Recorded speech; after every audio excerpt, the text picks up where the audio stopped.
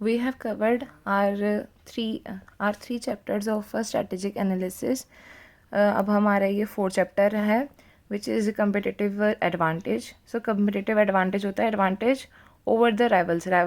जो हमारी कंपनीज़ हैं उनके ऊपर कोई एडवांटेज लेना, मतलब जो उनके पास नहीं है वो हमारे पास होना, हम उसको कहते हैं कम्पिटिटिव एडवांटेज. ठीक है. So this is hard to gain. ये ना एकदम से नहीं आ जाती, ये थोड़ी सी डिफ़िकल्ट होती है, तभी तो ये हमारे लिए एक तरीके से कम्पिटिटिव एडवांटेज है. ठीक है, कुछ हटके है. ठीक है. उसके बाद क्या होता है, this is beneficial for the profit, मतलब हमारे प्रॉफिट जनरेशन के लिए बहुत बेनिफिशियल होती है ये. ठीक है. Profit because of the differentiation. इसमें जनरली जो हमारा प्रॉफिट होता है वो क्यों होता है, डिफ्रेंशिएशन की वजह से. कुछ हम हट के कर रहे होते हैं, इसकी वजह से हो रहा होता है. अब वेज क्या होते हैं इसको अटेन करने के, प्रॉफिट इसका होता है कॉस्ट लीडरशिप. कॉस्ट लीडरशिप मतलब अगर आपने कुछ ऐसे पोटेंशियल बायर्स को टारगेट कर लिया जो कि आपके कहते हैं प्राइस सेंसिटिव हैं, तो आपको यहाँ पे क्या मिल जाता है, कॉस्ट लीडरशिप का आपको बेनिफिट मिल जाता है कि भैया आपने बहुत सस्ते में अपना सामान बेचा और उसकी वजह से आपको कहते हैं आपने मार्केट शेयर कैप्चर करने में आपको सपोर्ट मिल गया. ठीक है. सेकंड होता है डिफ्रेंशिएशन. डिफ्रेंशिएशन आपका हो सकता है प्रोडक्ट वाइज, हो सकता है मार्केट वाइज, हो सकता है ये कुछ भी, मतलब एक सप्लाई वाइज या procedure wise, there could be like anything. अगर आपने डिफ्रेंशिएशन ऐसा अचीव कर लिया जिससे आपको बेनिफिट हो रहा है और अदर जो आपके कंपटीटर्स हैं वो वहाँ पे स्ट्रगल कर रहे हैं, तो भी वो आपको एक कम्पिटिटिव एडवांटेज है. थर्ड आ जाता है मार्केट सेगमेंट. मार्केट सेगमेंट में आ जाता है कि आपने जो अपना प्रोडक्ट डिवाइस करा है that is for the particular market, जहाँ जो कि एक यूनिक है, जहाँ पर अभी कंपटीशन ज़्यादा नहीं है या. ठीक है. तो वो आ जाता है हमारा मार्केट सेगमेंटेशन में. Focus on the customer needs. यहाँ पे आप अपने कस्टमर्स की पर्टिकुलर नीड्स को अगर आप कैटर करोगे तो कस्टमर जो है आपके पास ज़्यादा इंक्लाइंड होंगे, तो वहाँ पे आपको एक कम्पिटिटिव एडवांटेज मिलेगा. ठीक है. तो फिर बाद में आ जाता है कोर कम्पिटेंसीज. कोर कम्पिटेंसीज हो जाती हैं capabilities to make the unique business idea. मतलब आप अपने बिजनेस को कैसे अपना यूनिक या ठीक है ओरिजिनल बना सकते हो, that would be consider in the core competencies. ठीक है. This leads the distinct position in the market by abilities. जो उनकी खुद की एबिलिटीज़ की वजह से ही थोड़ा सा ना डिस्टिंक्ट पोजीशन बना देता है मार्केट में. ठीक है. अब यहाँ पे जाता है sustainability of the competitive advantage.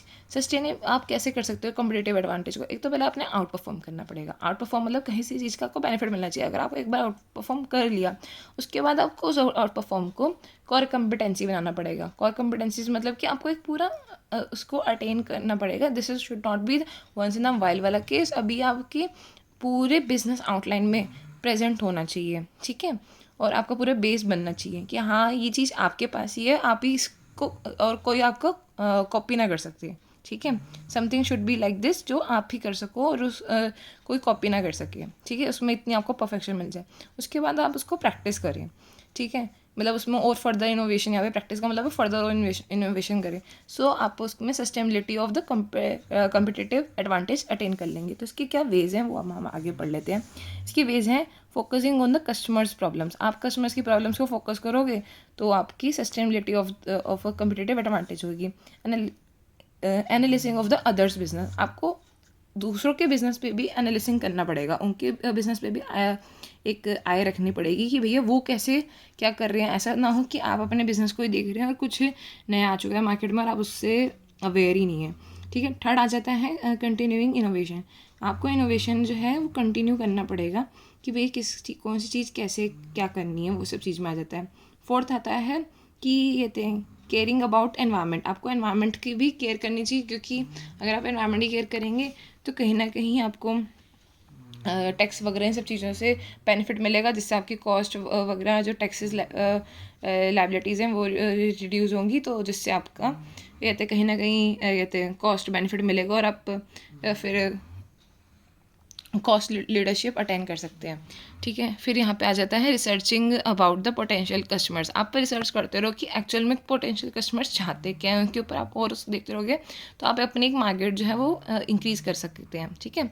फिर आ जाता है protecting about the intellectual property. जो आपने एक इनोवेशन कर लिया है, ठीक है, आपने एक अटेनमेंट कुछ कर ली है, तो आपको उसकी पेटेंट्स वगैरह सब कुछ करा के रखनी है, जिससे आप दूसरों को मौका ना दो आगे बढ़ने के लिए. ठीक है. या आप उसको मतलब आप फर्स्ट बने रहो या आप टॉप ऑफ द मार्केट बने रहो. ठीक है. सेवन्थ आ जाता है developing unique products. New products आप डेवलप करो. 8th आ जाता है क्रिएटिंग कंटेंट, मतलब प्रमोशंस करते रहो, ठीक है, कंटेंट उसके क्रिएशंस करते रहो।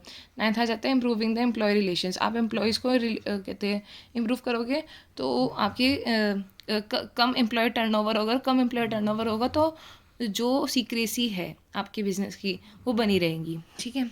फिर आ जाता है role of the innovation. Role of the innovation जो है भाई 2 तरीके के ये हमें बेनिफिट दे सकता है, एक तो मैक्रो लेवल, एक माइक्रो लेवल। माइक्रो लेवल देगा तो वो ऑर्गेनाइजेशनल में ही सिर्फ बेनिफिट देगा, वो क्या हो सकता है, कंपटीटिव एडवांटेज दे सकता है, बिजनेस ग्रोथ दे सकता है, एम्प्लॉय डेवलपमेंट दे सकता है।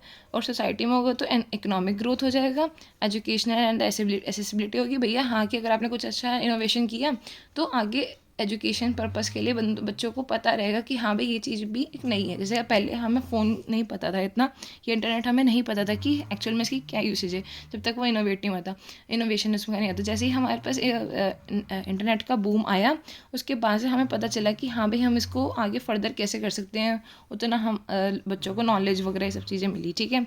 Well being and the communication, and then यहाँ पे 4th में आ जाएगा इन्वायरमेंटल सस्टेनेबिलिटी, और कुछ एनवायरनमेंट के लिए भी ये हेल्पफुल हो सकता है इनोवेशन, ठीक है। बैरियर्स टू द चेंज यहाँ पे आ जाता है लॉस ऑफ द कंट्रोल। उनको ऐसा लगता है कि भाई हमको ना कुछ चेंज कर दिया तो हमारा जो कंट्रोल अभी तक सेटअप है वो लॉस हो जाएगा। इनइफेक्टिव लीडरशिप, लीडरशिप की इतने इनइफेक्टिव होते हैं कि अगर जो भी हम पूरे ऑर्गेनाइजेशन में बैरियर्स मतलब चेंज की वजह से क्योज होता है वो उसको संभाल नहीं पाते, तो इस वजह से भी वो बहुत मतलब अग्री नहीं होते हैं कि चेंज को वो अटेन कर सके, ठीक है। Work force fear, work force को एक डर रहता है कि भैया हमें निकाल देंगे और उनको, ठीक है, या उनकी कहते हैं वो ट्रांसफर्स हो जाएंगे, ये सब चीज़ें होता है, ठीक है। 4th में आ जाता है lack of the resources, resources कमी होती हैं तो हमें लगता है कि भैया बहुत परेशानियाँ होंगी, इस वजह से बैरियर्स टू द चेंज होते हैं। कॉम्प्लेक्सिटी होती है क्योंकि ये चैलेंजिंग होता है थोड़ा सा, इसलिए कॉम्प्लेक्सिटी आ जाती है। ब्रोकन कम्युनिकेशन, मतलब क्लियरिटी नहीं होती है और कुछ भी एक्सपेक्टेड नहीं होता, अनएक्सपेक्टेड कुछ भी हो सकता है, इसलिए थोड़ा सा डर रहता है, ठीक है। न्यू टेक्नोलॉजी होती है तो उसको सीखने का चिंता रहती है कि क्या कैसे रहेगी, ठीक है, अनएक्सपेक्टेड सी चीज़ें होती हैं। फिर आ जाता है कल्चरल बैरियर्स आ जाते हैं, ठीक है। लो एम्प्लॉय मॉरल हो जाते हैं कि भैया वो नहीं चाहते होते हैं कि हम कुछ चेंज करें, ठीक है। उसके बाद एक टॉपिक आ जाता है वैल्यू चेन एनालिसिस। ये हमने टॉपिक जो है वो थोड़ा सा वैल्यू चेन जो है हम चैप्टर 3 में कर चुके हैं, तो इसमें आ जाता है analysis of the companies performance and the competitive power, मतलब हमें परफॉर्मेंस है देखनी है, कम्पिटिटिव पावर देखनी है तो हम वैल्यू चेन एनालिसिस करते हैं। इसका प्रोसेस होता है determine the value chain activities. पहले आपको डिटरमाइन करनी पड़ेंगी कि क्या आपकी प्राइमरी वैल्यू चेन एक्टिविटीज़ ये रहने वाली हैं और कौन सी आपकी सपोर्टिंग वैल्यू चेन एक्टिविटीज़ रहने वाली हैं, ठीक है। प्राइमरी वो होती हैं जो आपके प्रोडक्ट में एक्चुअल में वैल्यू एडअप करती है, सपोर्टिंग होती हैं जो सपोर्ट करती हैं आपकी प्राइमरी एक्टिविटीज़ को, ठीक है। उसके बाद आप जब ये आपने एक्टिविटीज़ डिफाइन कर ली या डिटरमाइन कर ली तो आप उसके बाद कैलकुलेट करोगे कि उसकी क्या वैल्यू है और क्या कॉस्ट ऑफ दैट एक्टिविटी है, ठीक है, कितना वो कॉस्ट पड़ रहा है। उसके बाद आप ये करोगे competitive of supporting of competitive advantage possibilities. आपको लगता है कि इसमें आप कोई एडवांटेज पॉसिबिलिटीज़ ढूंढ सकते हो तो आप वो चीज़ इसमें ढूंढोगे, ठीक है। अब तो बस यही है, तो आप मैंने 4th चैप्टर में सारे ही टॉपिक्स कवर कर लिए हैं तो आपको कोई परेशानी होगी नहीं।